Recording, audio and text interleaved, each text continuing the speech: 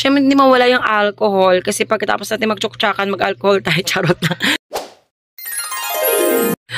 So yun guys, total dito lang din naman tayo. So ipapakita ko na sa inyo ang skincare reveal. So ngayon, dahil pregnant tayo, hindi ko na siya masyado ginagamit ngayon kasi bawal. So yung ibang skincare ko kasi medyo matapang pero hindi siya na totally matapang. Tsaka gusto ko share sa inyo, hindi ako gumagamit ng rejuvenating or hindi rin ako nagugluta guys. Ligo lang talaga yung sekreto ko kaya ganun, medyo puti-puti tayo ngayon. So medyo kagandahan tayo kasi malaga tayo sa self. Char! So ako kasi mas malaga yung sarili ko kaysa sa chismis. So before ko atupag ng buhay ng iba, inatupag ko man yung buhay ko, right? So here we go guys. We're here now. This is one thing that is very important in my life. Itong aking serum. Sa mga serum, ang dami ko nang tinry. Ito yung Ashley, yung pinakagusto ng buhok ko. Ito yung serum na gamit ko. Gagamitin mo siya, yung kakatapos mo lang maligo, yung tatanggalin mo na yung ulo mo sa tuwalya. Before ka magsuklay, lagay mo siya sa dulo ng buhok mo. Huwag mo ilagay sa noo, sa whatever. Sa dulo guys, sa dulo. So sa dulo, yan, pa-press mo lang dyan. I-press mo lang yan. So mag-press ka sa kamay mo, pak, ganon. So sa dulo ng buhok mo, then suklay. Makakalat na lang yun sasama sa suklay. And of course, ang dami nagtatanong anong gamit ko sa mukha ko. Very simple lang po. Whitening Vita. So, I like this one because whitening makeup base protection SPF. So, pinakagusto ko dito ay SPF.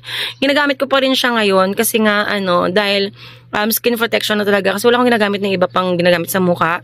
So, ito lang ginagamit ko. Tsaka, makeup bases na rin siya. Hindi mo na kailangan ng concealer, hindi mo na kailangan ng emerald, hindi mo na kailangan ng first timer. Anong tawag? Basta yung brown na color na BB cream na kailangan. So yun. So, ito yung gamit ko na hindi mo na pwede kasi medyo matapang ito. Sa lahat ng nagtatanong kung ano yung ginagamit ko, nagugluta pa ako, hindi po.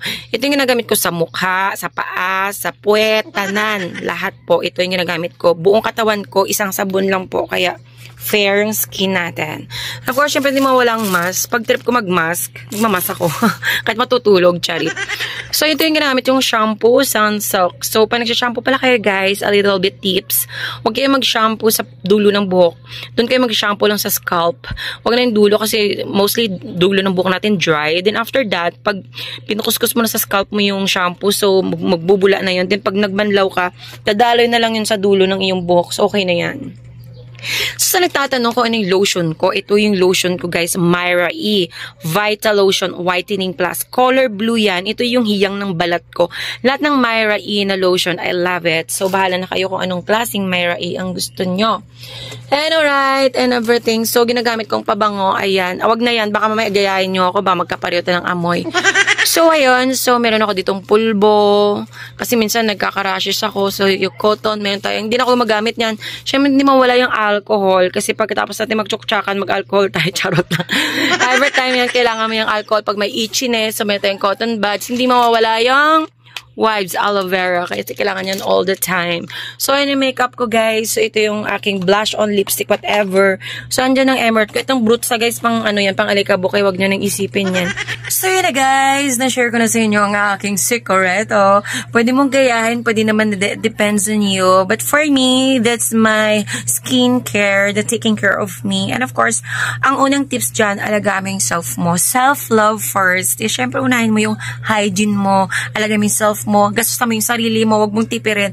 Kaya that's why this is my beauty. Simple but yummy. Char!